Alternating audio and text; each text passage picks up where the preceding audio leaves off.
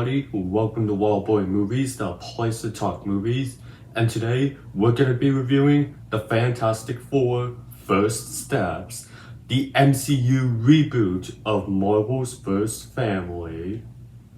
Right now I'm going to have some information up on screen for you to read, like director, runtime, and PAA rating. All of that will be up on screen for you to read right now. But be sure to hit that like button, subscribe if you haven't already, and comment down below your thoughts on Fantastic Four First Steps. But without further ado, let's get right into the pros. Alright, starting off, I gotta go ahead and say this. This is the definitive Fantastic Four movie. I know we had several different incarnations of the Fantastic Four, one of which that I did enjoy and gave a pretty good score for, the other not so good that I gave a pretty low score on. But this movie, Fantastic Four First Steps, has gotta be the best Fantastic Four movie that we have gotten out of all the movies that we've gotten. Like, I mean, for starters, this movie, just like all the other Fantastic Four movies from before, is set in its own self-contained world outside of the MCU, which at first was kind of weird because Marvel Studios now owns the Fantastic Four again, and they're free to use them to include in their cinematic universe, yet they're deciding to leave them out of the MCU and just having them in their own standalone universe. But that is honestly the biggest benefit with the Fantastic Four First Steps, because if this was set in the main MCU timeline, then all of that suspense that we have all throughout the movie would be gone, because we all know that the MCU timeline that we all have been following since 2008 with Iron Man would still be fine. Earth would not be destroyed by Galactus, and the Fantastic Four would move on to whatever comes next.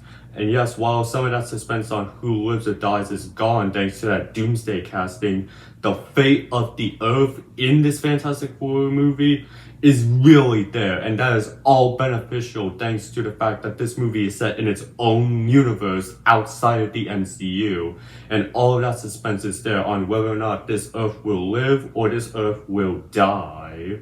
I also really like how this movie went ahead and tackled the Fantastic Four being celebrities and essentially are the only heroes in this universe. Like, we see, like, straight out the bat, like, within, like, that talk show scene, we find out that the Fantastic Four, 4 years since they became the Fantastic Four and got their powers, are beloved heroes by basically the entirety of New York City and the world, because, well, they're the only heroes in that world. And we do get a pretty good montage of what the Fantastic Four have been since the beginning of their careers as superheroes up to that point in that talk show in the main events of this movie. And I really like how they were able to tackle the celebrity aspect of the Fantastic Four. I also gotta go ahead and praise the cast in this movie. Pedro Pascal as Reed Richards did a pretty good job. You got Vanessa Kirby as Sue Storm, Invisible Woman, and I thought she did also a pretty good job in here. Evan Moss Bachrach as Ben Grimm the Thing, also pretty good, and that Thing design that we get in this movie has gotta be the best design that we've gotten for the Thing. I know I said that for the 2015 Thing and the 2005 Thing, but this right here, the MCU Thing design, is the best one that we've gotten. But honestly, the best member of the Fantastic Four in this movie is honestly gotta be Joseph Quinn as Johnny Storm, the Human Torch, because yeah, I thought this dude was absolutely funny and had some of the best moments of this movie.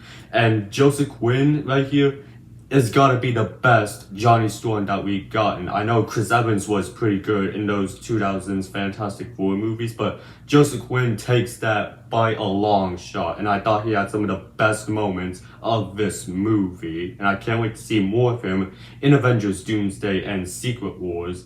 And then you got some of the other characters in here, like we got Julia Gardner as the Silver Surfer. I really like the way they included her in this movie, and really like what they did with her character, but Ralph Ineson as Galactus. Now, I've been on board with Ralph Ineson as Galactus ever since I saw the movie The First Omen last year, where he was a member of that movie, where I did mention in that review that his performance in The First Omen led me to believe that he would do a good job as Galactus in this movie.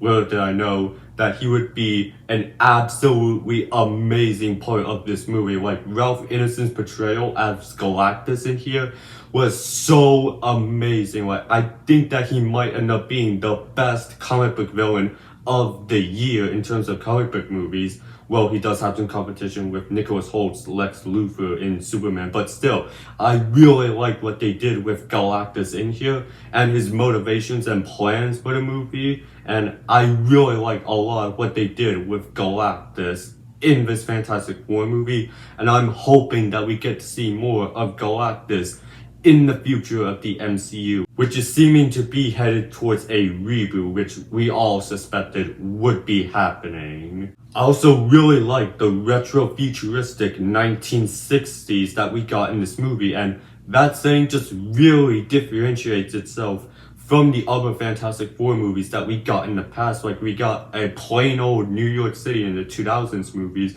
We got like a facility setting in the 2015 movie. Now here we get New York City, but it's in a retro-futuristic style, and I really like that for this movie. It really gives off a different feel for this Fantastic Four because, again, this isn't connected to the MCU, at least not set in that main timeline, but it's its own thing, and I really like that they were able to have all of that retro-futurism in this world for the Fantastic Four because it really fits this team very well. And I also enjoyed the action sequences that we got in this movie. Now, tame your expectations. We don't get that many action sequences in this movie, but the action sequences that we do get are pretty good, especially that final battle with the Fantastic Four versus Galactus.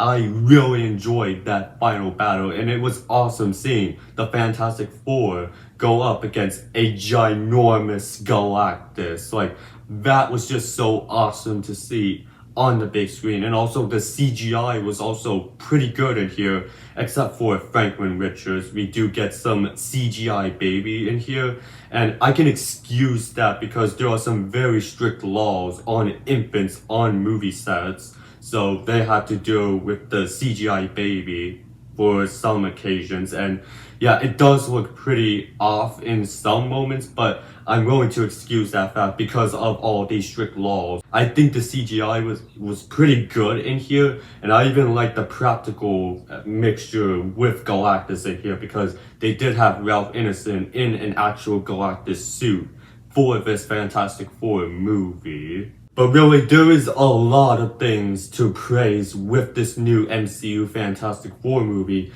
I think Matt Shakman really did an amazing job with this movie and delivered the best incarnation of the Fantastic Four us Marvel fans have been wanting for years.